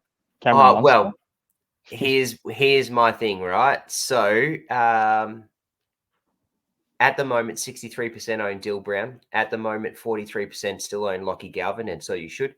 At the moment, 36.1% own JC. I think JC's the 5-8 for the rest of the year if you can with the way that he's playing. But Matt Burton in fifth is 24.7%. I like that. That's a pod play. That's good. To me, that's a quarter of the top 10%. Look at Dylan Brown. Yeah, I think so too. But there's just not too many options. There never really is. Like, you got guys like Tommy Dearden as well.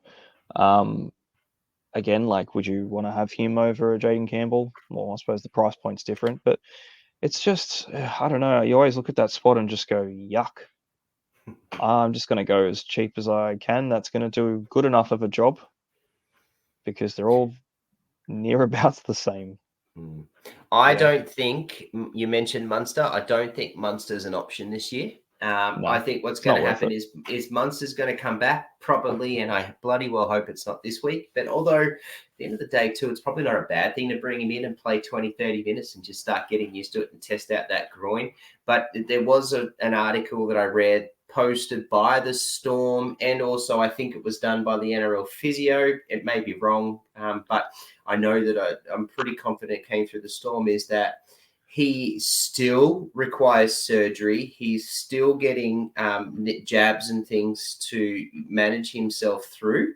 And so he will have off-season surgery. So there is still a bit err on the side of caution with Cam Munster.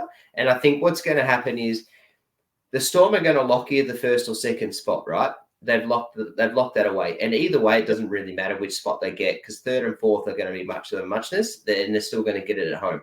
So I think what will happen is Munster comes in, he'll play a couple of 80-minute games in the lead up to finals, but I think also he's going to have his 30s and 40s in there and low minutes. And I also think he's just going to do what he's got to do to get through the game and get some run through his legs. So I don't think Monsters are playing. There's a lot of people talking about him. At the moment, he's still only owned by 0.1%, but there are a lot of people talking about bringing him in and watching what's happening this week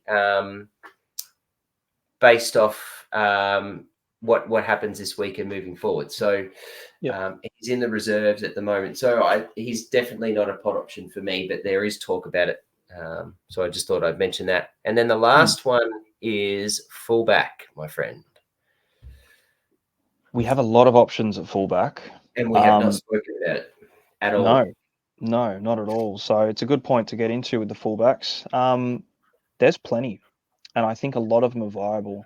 Right now, unfortunately, a lot of them are over 800K, and they've all kind of priced themselves up at the exact same time. So it hurts a little bit, but in the overall side of things, you're looking at players like Tedesco, Latrell, Dylan Edwards, Tom Turbo, Reece Walsh, Kalen Ponga, Scott Drinkwater. They're the group. They're the top dogs, and then you can put in other guys like Hamiso, who's proving to be a very solid option. But again, he's a dual center. So if you've got that dual center, same as Garrick, they're up there with the big time fullbacks. But you play him at center because you can. Just makes so much sense. Pappenhausen is pretty far down the ranks, and it's obviously injury affected and everything else, but he can do a job when he's back on. So there's a lot of options here for it, and a lot of them are going to put up really good scores. As far as potting it goes, I think it's not necessarily such a pod where you're going to go against the grain. I think you've just got so many good options, you can only pick two of them. So it's like, which two do you like the most? I think anyone that's running with Tedesco and Turbo, current very popular options at the moment, they're going to have a great time. I think if you're not doing that and you've got someone like Reece Walsh and Ponga coming up in the next few weeks, you're going to do just as well, or pretty close to it, for much less ownership. All these guys can put up massive numbers, and I think you just get the one you like the most, like the look of the most. Then that's a pod play then, isn't it, Jesse? If you go away from the Turbo Teddy, that's 79.4% owned Teddy. 12,634 of the top 16,000 players own Teddy. And now 8,831 players of the top 16,000 own Turbo. So as you said, if you go Reece Walsh and Ponga and you think they're going to score, like you just said, probably going to score pretty similar. And Reece Walsh is owned by 928 players at 5.8. Ponga is owned by 2.6%, but he's got a bye this week. So that'll drastically change too in 3 weeks' time. So it will, right? It will. So the question is, that's a pod play, isn't it? Like going that, and I actually like it. I like it, man. Like Teddy trading, as I said to you, the Roosters option with the Teddy trade, I think that can be a really good position for that. The question is, so many people own him. So is he the type of player that you go, well, everyone else owns him, so I better make sure I do? Or do I take that risk? And if I think Reece Walsh and Pong is going to score the same in the next few weeks, Pappenhausen as well, I think that's a very good pod play. Yeah, I think so. Risk reward there is very good. Yeah, that's the thing I was going to say too. It's a big risk. You know what I mean? You can very easily get it wrong. I think fullbacks are kind of where you make and break it, because they're your captains. You know what I mean? These are the guys that you're going to be putting that captain on, if not vice captain. And they're the ones that'll make the difference. And you saw it last week, Tedesco scored 35, Torovic scored 175. Both fantastic options. Most of the time are going to score you 100, but things can change very quickly. Turbo was nowhere for majority of this year. No, I would say nowhere too, because on the eye test he was nowhere, but his Supercoach scores, he was putting out 80s still. So if a guy looks, ginger as, and he's putting out 80s, just, think about what he's going to do when he's fit and firing, like he was last week, 170. You know what I mean? Like that's the difference between these guys. And I look at a Reece Walsh, and I don't think he can do that, no matter what. I think he can put out 120 like he did, and that's maximum effort. Where Turbo can kind of just stroll to it, and that's the difference between the two. Majority of the time, they're not going to score 170, 180. It's just that's the ceiling, and you want to hit it when you can. And last week he did, and that's the best part about it. Otherwise, you chase the points there for him. So the pods are viable, but they can also bite you in the ass, I reckon, pretty quickly. So, but there's so That's many good options. that's the There's so risk many good reward that options. you're playing, hey? It's like if you really want to try and push yourself up, like if you're sitting in your position with 17, 18 of the top 25 players, you've got most of the your top seven, your seven not playing of those top 25 owned, not your superstars, not your big guys, like your Fafitas and that. So kind of like my position, you're probably sitting there thinking, I'm not moving anywhere. I'm not going to move anywhere if I keep doing what I'm doing. So do I sit there in 3K and just go, all right, I'm going to play it out. 3K, yep, that's cool. So for the next summer and for the next few years, hey guys, I made 3K. Oh yeah, sweet. Awesome. Great job. That's Hey, in it. 2024, I got 3K. Yeah, awesome, great. That means shit.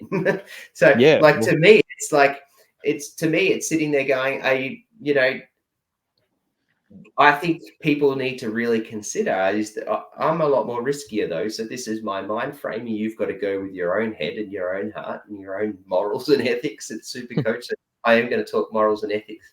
Supercoach is life now, Jesse.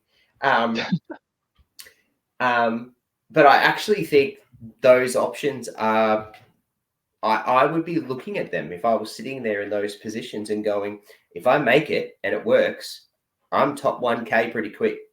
yeah. But if I don't make it, I'm going to sit here in 3K and I'm going to stay here. And the only reason why I might shift up and down is because I picked my captain really well. That's about all I'm going to get.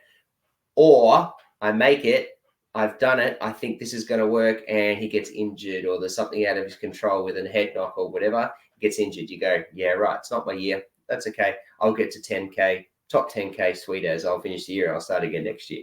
I like, how do you want to play that out? Yeah. I'd be sitting there thinking, I'm risking it, man. I'm risking it. Because even then in your top 3K, you're still only what, 700-800 points away. So that's gettable in 7 weeks of play. That's gettable. Like With the a couple of dude, good captains, that's 100% it is. right. I did the dude who was number one overall, and I say dude because I know it was a fella, but didn't he just drop drastically? Am I right? Because he got 200 or 300 less points than.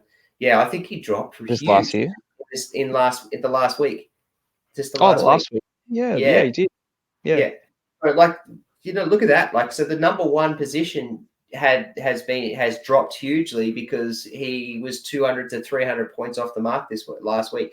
That's how quick it can happen. It So was Tandy's late mail.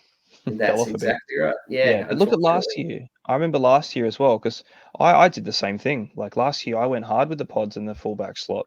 I loved it. Gutherson, I got Gutherson immediately from when I thought, yeah, maybe this could be a nice little option. And then he went and scored about 8 tons in a row, and I thought, holy shit, this is incredible. And then I had Ponga from when Ponga Ball started, and I was like, cool, this is great. My fullbacks were fantastic. And I finished 14th. You know what I mean? Like, I'm looking at what I'm doing this year compared to what I did last year, and there's not that much difference, except I think last year I kind of didn't really care too much about playing the risky fullback play or getting this guy in that no one had, or, you know, throwing everything at it. Just, here's the kitchen sink. This could be a fun little plot. What have I got to lose? You know what I mean? I'm either going to do well or I'm going to do shit. And it's a game at the end of the day, and you kind of got to have fun with it here and there. I know there's big stakes on the line for people at the top of the pack. I got very close to it, and it kind of started to stress me out towards the end. I was having fun at the beginning. So, you get one or the other, but I like it. Like, I think, obviously, you are going against it hard if you were to go, look, I've got Teddy and Pap, and my plan is Pap to someone. But if I change my mindset and go, what about if I go Teddy to someone? I'd still love to keep Teddy every week. I think Teddy's going to end the season as one of the best fullbacks of the year, and he's probably going to Oh, he'll average, be number one. yeah, well, he's going to hit 90 plus most of the time anyway, like his averages anyway. But 80% ownership, 950K. I go from him to anyone else except Turbo, really, or anyone else actually, and I'm banking 150, and I've got options, and they're all less ownership.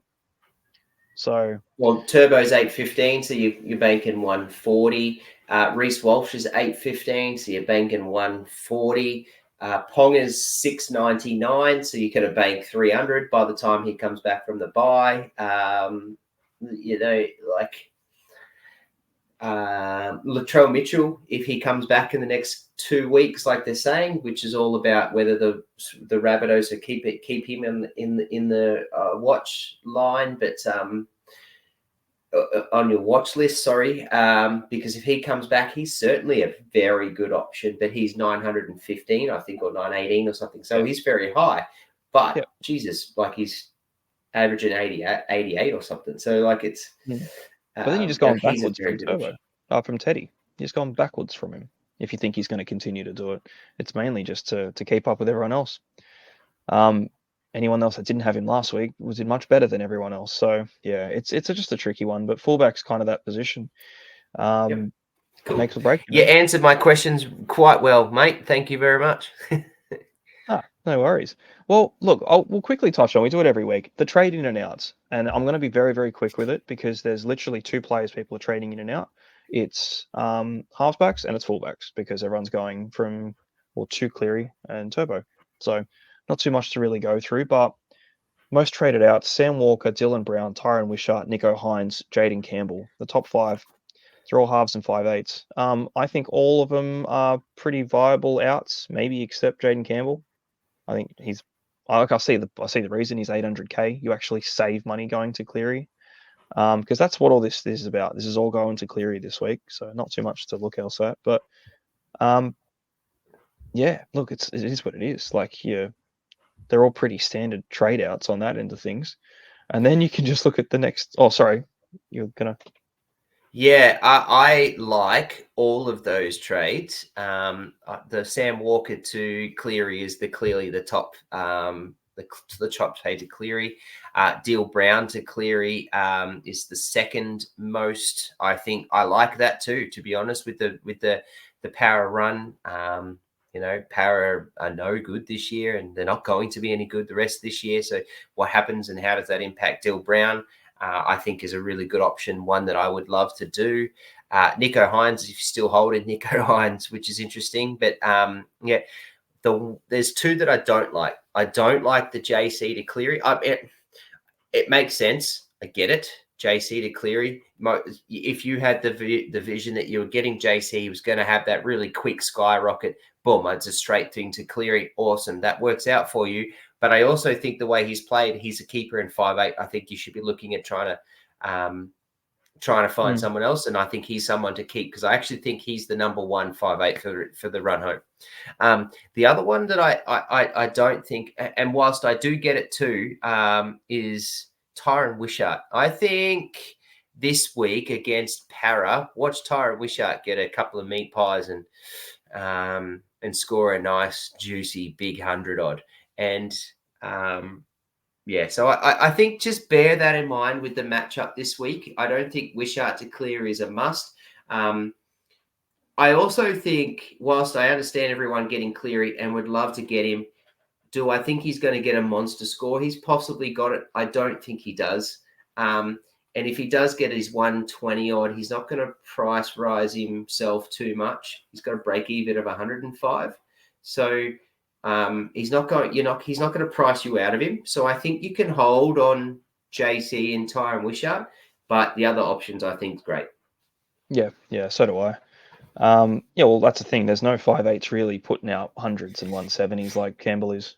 And with Brimson nowhere in the ranks at the moment, supposedly, looks like he's locked that 6 down. So, yeah, I like it. I think I see it. I see the upgrade for it. If you got him 4 weeks ago and he's 460K, Jesus Christ, you're laughing. You got Cleary for free and some. But I think for where most people traded him in from, I think he's a viable hold. Everyone else I'd be happy to sell. So Yep. the next five: Jacob Gagai, Fletcher Sharp, Dylan Edwards, Lehigh Hopewadi, Blaze Talangi. They're your fullback trades for Turbo, I would presume. Yeah, Pretty much. essentially. I think the Gagai, most people surely aren't holding him in the fullback spot or have had him in the No. fullback spot. So he's probably not. Jacob Gagai's probably because of his two big hundreds he's just gone and maxed out in price. He's at 561. He's got a break even at 45. I think he gets about there anyways. So I don't think he's a need to trade just yet, depending on what you're doing. But I get it. Mm-hmm. Yeah, pretty much Fletcher Sharp, Dill Edwards, obviously the injury, Blaze Talangi, yep, for sure. Leah Hopewadi, they're all your fullback trades that you're trying to figure out and fix up your second spot. Yeah, so it's pretty easy in and outs on that end. Actually, there you go. There's your Jacob Gagai trade. Casey McLean, you're banking Oh, yeah, 200, banking. 350K. Yeah, it's awesome. There's your Cleary money too if you didn't have it. So the trade-ins, Nathan Cleary, almost 30,000 at the moment. Subject to rise astronomically from there on. And rightly so. Weapon, get him in. Casey McLean, Tom Trebojevic, Hamiso Tabuai Fido. Very popular trade-in this week. So everyone's listening to you, Trav. Smart man. Yep. Angus Crichton, Adam Fanua Blake, Reece Walsh, Payne Haas, Harry Grant, Matt Burton. That is an elite top 10 of trade-ins. I think they're probably some of the best looking trade-in options that I've seen all year in the top 10s. Basically all your post-origin guns. Everyone's got a bit of money now. Everyone's getting their teams lined up for the run home. I can't knock a single one of them. I think every single one of those trades is bloody great.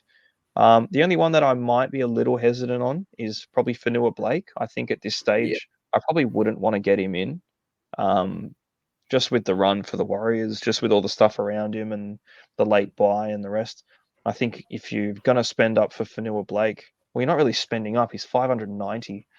Um, I don't know. I just kind of try and find another way around it. His ownership's so high. It's like you're buying in to a player whose best is behind him this year to just join the massive ownership pack. Like, oh, I've got him, and I'm not going to move him on. But um, I kind of I see the matchups. They're kind of good. They got the Tigers this week. He could probably get himself a try and score quite well. But at the same time, it's like, I don't know. I wouldn't want to be making trades for front rowers at this stage of the season if they're not paying Haas. Yeah, agreed. I think people are chasing a bit of the points with his 105 he got last week. I think they're also chasing a matchup against the West Tigers at home. I think they're chasing a couple of matchups at home that they've got with the 3 in a row. Or that's not quite yet, but that is coming. He's not.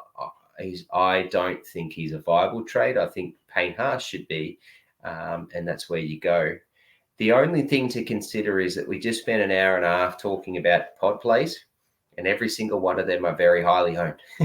so, They are. Or so they're the things to consider as you go. I mean, who are trading? What's the Harry Grant trade? well, it's an odd one to trade in Harry Grant at the moment. To be honest with you, it is Harry Grant. Obviously, a lot of people are trading him in for Api Coruscant, who's named this week. Reed Marnie, 109. Sam Walker, 107. Probably for how are they getting Sam Walker in? It's an unusual one.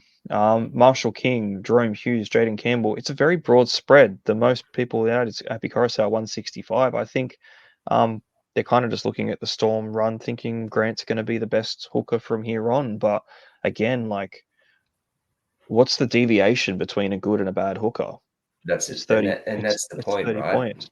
That's Yeah. where I was sort of hoping you'd get to is there a point? Like for me, it's Marnie and Robson, and I'll sit on that. And Robson or Marnie, depending on what they do, will end up probably becoming enough soon. And that's my cash to manage my last 3 trades after this week. So, yeah, I don't like the trade. I think you can sit on what you've got, particularly if you've got Appy. I think he's fine. Yeah. Cooks, I don't get that. So that's probably my one and only, what other than AFB that that I don't like in this line. I also don't like seeing Hammer because I bloody want him. So I don't like that 6,700 people want to get him. So he's Yeah. not so much. But I guess that's what happens when you start doing pods and people start listening to you. People start. Well, that's right, man. They take your advice and they get him in, and all of a sudden he gets a massive score against the bloody Panthers. I'm like, oh, who's going to expect that? So, no, if you can Exactly. do it against the Penrith, you can do it against anyone. I think that's Yeah. the thing to look at for him. But yeah, no, like we did spend a long time talking about, go the pod options. Again, go the pod options where they're viable. I think a lot of these guys, um, they're great players and they're the best in their bunch. And I think you got to look at their player, their potential, their run, their price currently, um, and I suppose ownership at the same time. But I wouldn't do myself out of getting a gun just because he's owned a bit more than someone else. For only that reason, there'd have to be multiple factors for me to go against it. And if the gun's got a worse draw than the pod, something to very, very heavily consider, especially if the prices are quite similar. So, um, man, I think we've done quite well with that. Quick Um, way through. yeah, 100%. What are you looking at this week, or has this changed your mindset a little bit? This has changed my mindset a fair bit. So my trades this week, I am thinking of going Jay Gagai down to McLean for the 300k. Well, it's 350k, isn't it? So Yeah. so that 350k will essentially let me essentially let me do whatever I need in terms of trades for the rest of this year, hopefully. So I'm thinking of doing that, which then means I can get Fletcher Sharp out of my team. And I can either go Fletcher Sharp sitting in my fullback which will leave me with, I'll have 350 plus 168. So that's 600k, more than 600. It's 518. 518. So I'll have 518,000. So Fletcher Sharp to anyone really for 518,000. If I think about that, that may end up being held this week, and I keep Fletcher Sharp to go to Ponga next week, and just hope that he does what he needs to do in that, because that's only going to cost me about 300k. My other option is if I don't do Fletcher Sharp this week, because I don't really need to, it's D Brown to Cleary and just do that headache, because I think I have great depth across the board. So really then I can sit on those three trades with, around 150 to 200,000 left in my bank to play with for the rest of the year. With 518k, would you consider Dane Laurie At fullback? Knowing you'll have to trade him again, but Edwards is out. Dane Laurie just keeps putting up tons in these fill-in games. No. Not with the amount of trades you've got. I don't think No, it's because worth. of the amount of trades that I've got. No. Yeah. He's 515 at the moment, isn't he? So yeah, he's not cheap. He's not cheap. He just got 111. He did get 128 in round 14 against Manly in the bye. He got a 64 against the Cowboys. And then 111 against the Dolphin last week. Like, what a good option. What a good play. I like it. I do. I like it. And you've got Edwards out for another 3 weeks, at least.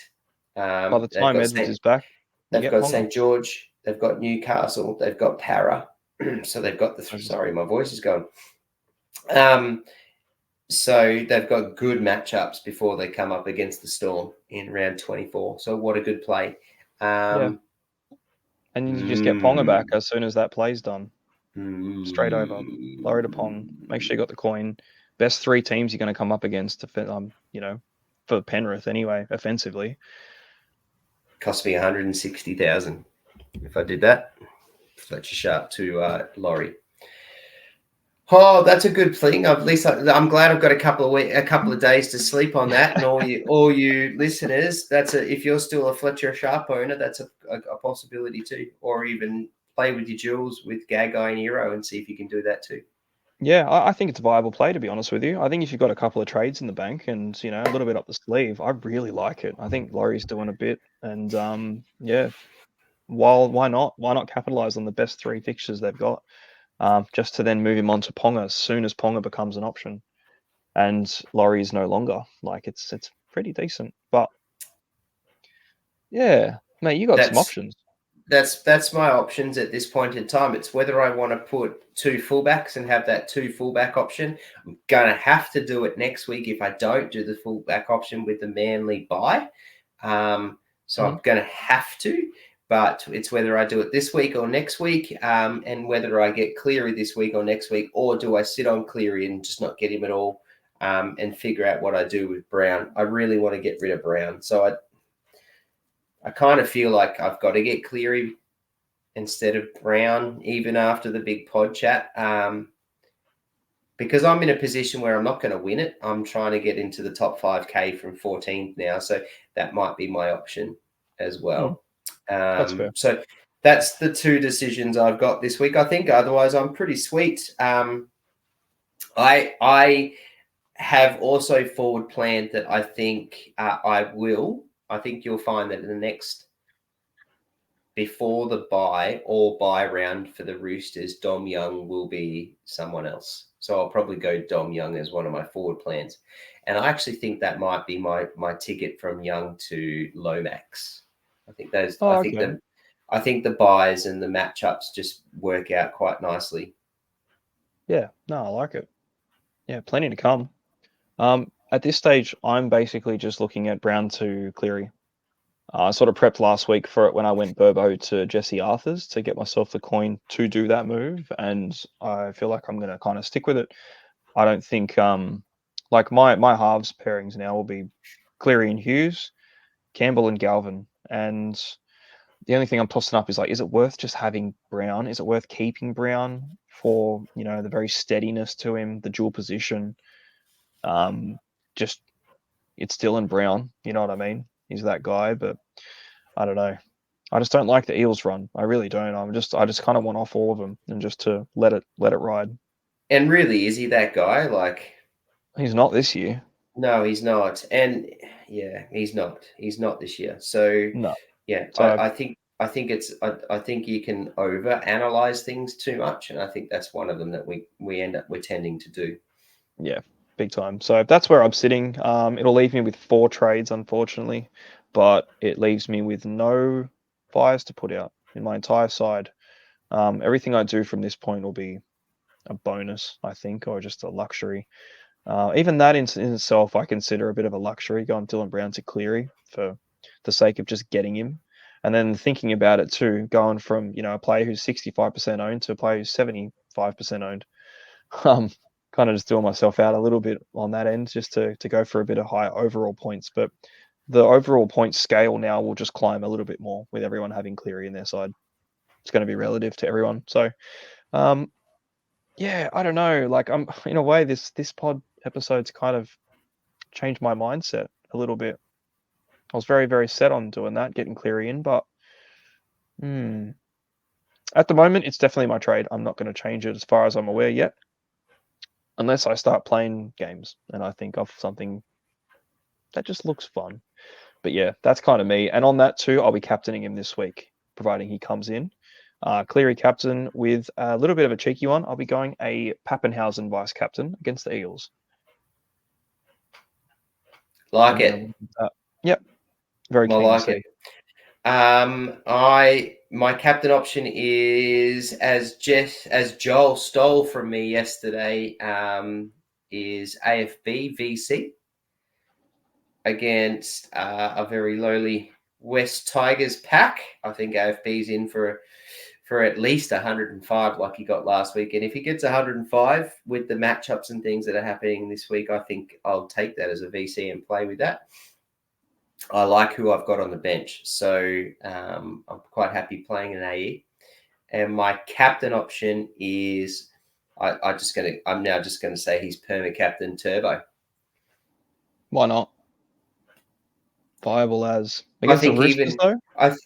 I think even against the Roosters, I just don't Okay. think the Roosters. I actually just don't think the Roosters are as good as people are saying they are at the moment. Um, and I think his play as a fullback, I Mm. I think what'll happen is they're absolutely going to violate Tupanua. He is going to get exposed, oh and yeah. Well, Turbo will run rings, man. he's a he's He's a a back pack rower. player playing in the centres. Yeah, that worries the shit out of me. To be fair, I think, oh god, Turbo's coming up against Tupanua. It's just going to be a drubbing, and I'm going to hate not having Turbo again. So, like, I don't mind it. Look. I think that's it. Yeah, that's where I'm going to go. I can't see or haven't seen the current percentages for captains and vice captains. So I might play with that as well. I'm going to see my only other option that I was thinking of doing for my captain this week was Jerome Hughes, but I'm a bit worried about Jerome Hughes in terms of his injury and whether he plays. Mm, But yeah. yeah, there are actually a few good options this week. I think Fafita's a solid option against the Dolphins. I Mhm. think Crichton's a good option against Manly. I think Katoa is a wonderful option against Para. Yeah, Um, for sure. Obviously, Cleary this week is probably the easiest captain choice if you don't have him. If you have him, Yeah. I also think a really pod play is Carraz against the Broncos. Oh, that's a hell of a pod play.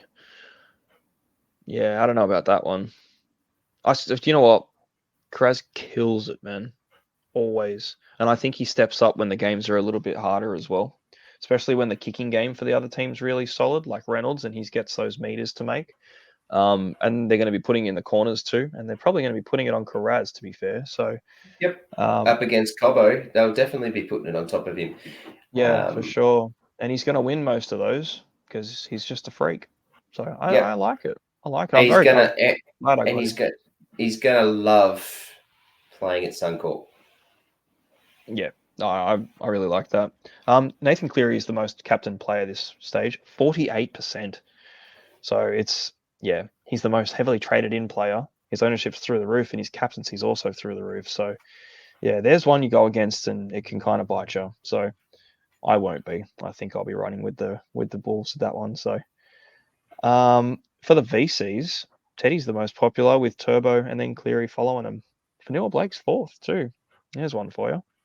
They are So he listening is to up you. there. Yeah, they Yeah, are he is right listening. there. They're There you listening, man. go. Yeah, well, on that note, mate, that's it's been a hell of a night. Really enjoyed this one. Um, anything to touch on? Any final thoughts? No real late mail. I know there was some news that Payne Haas might be out, but the Broncos have come out and said no, we're just workload managing him. So Yep. he's pretty sweet. I haven't heard any other late mail or any other news for anyone else that's relevant to Supercoach.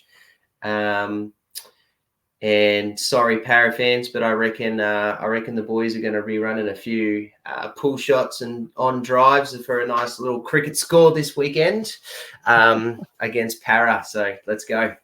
Yeah, I reckon they will too. Thanks for hanging around and listening to this one. There's a bit of a Supercoach special tonight, a little bit of a different approach to it. Just obviously at this point of the season, looking forward, this is the stuff to consider. This is where you got to look to climb rank. So hope we've helped. Hope we haven't confused the shit out of anyone too much. I've enjoyed it. Trav, mate, it's always a pleasure. This is one of the best nights of the week for me, I reckon. The Tradies show with you. It's bloody awesome. So thanks again, man. Yeah, quality. And again, thanks everyone for listening. Like, subscribe, do that thing. You know where we are. So um, thank you very much. We'll catch you on the next one. Appreciate it. See you, mate.